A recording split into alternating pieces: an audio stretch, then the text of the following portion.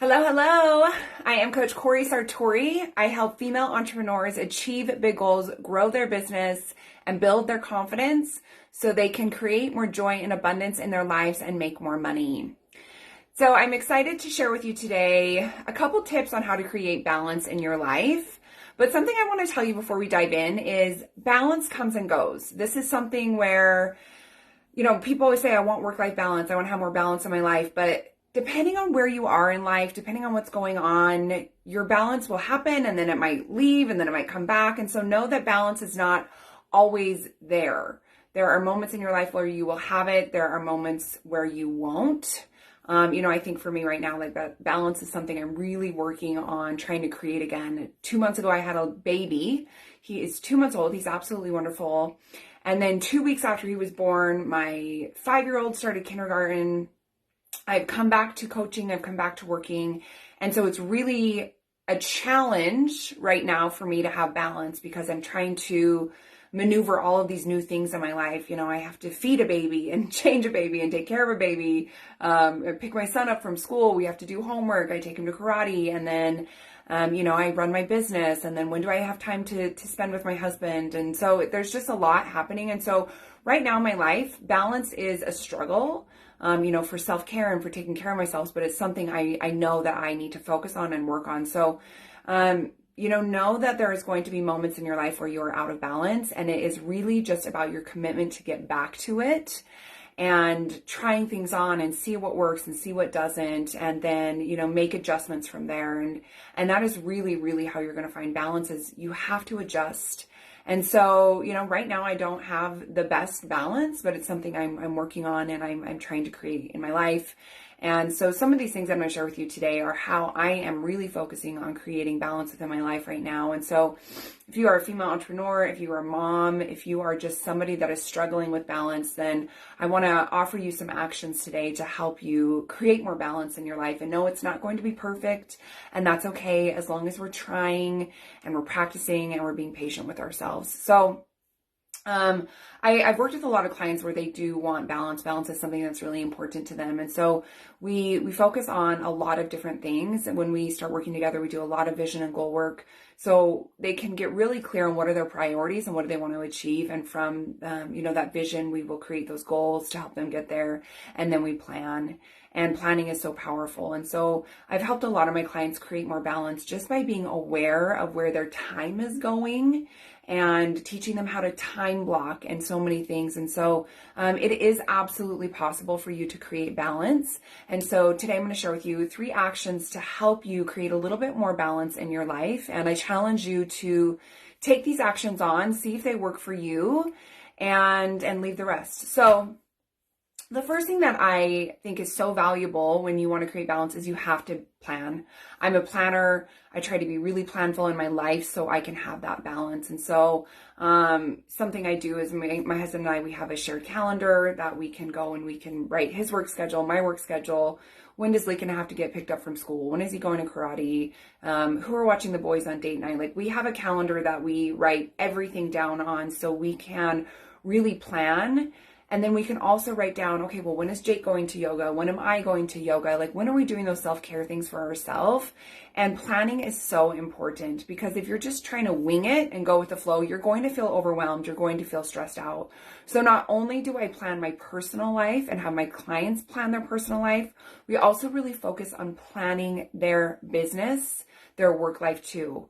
And so every morning when I sit down to do my work, I write out a list of all of the actions I need to take. And sometimes I get all of them done and sometimes I don't. But within that, something that's really helpful also is time blocking. You have 45 minutes to do this, 1 hour to do this, 30 minutes to do that. That's something I offer my clients, and it's been really helpful because then that's the time you get and then you move on to the next thing. We get so caught up in trying to do everything and feeling like we need to achieve everything, and you don't. If something doesn't get done today, you can move it into the next day. And so that's something where I feel like it helps me feel balanced is I know that it's not the end of the world if I don't get every single task on my to-do list done. I will just move it to the next day. So planning is really, really powerful. So plan your personal life, plan your business life, time block, make sure that you are being productive in the time that you have to work on your business or your career, whatever it is that you need to work on. And then also plan in those special times with your families, plan in date night with your partner, plan time with your kids, plan time with your friends. Taking time for yourself is super, super important. Like today I get to go on a lunch date with one of my friends and it was planned. And so making sure that you were really planful. So the next thing in creating balance is learn to say no. A lot of the women I work with are people pleasers. They want to make everybody happy, which means they're not making themselves happy. And so learning to say no is so important. It is okay to just tell somebody, not today, not now, not right now. No, I can't do that for you.